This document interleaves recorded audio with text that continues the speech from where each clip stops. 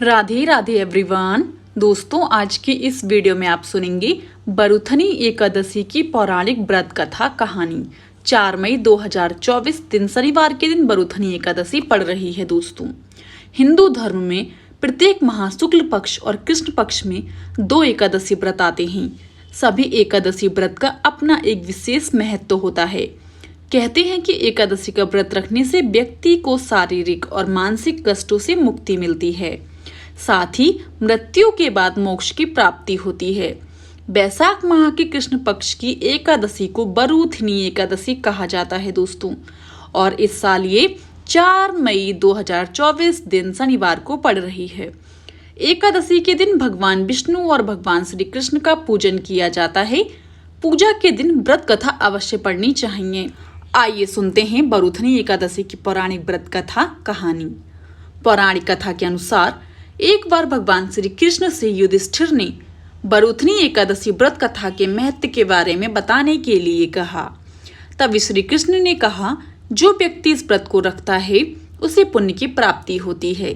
इससे संबंधित कथा है कि नर्मदा नदी के तट पर राजा मानधाता का राज्य था।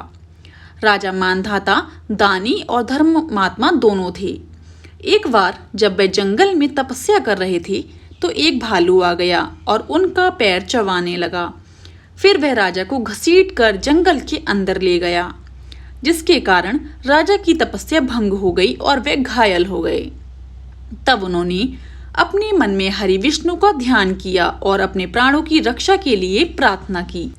भगवान विष्णु ने उनकी प्रार्थना को स्वीकार कर भालू को प्रकट होकर अपने चक्र से मार गिराया, लेकिन भालू के वार से राजा मानधाता अपंग हो गए।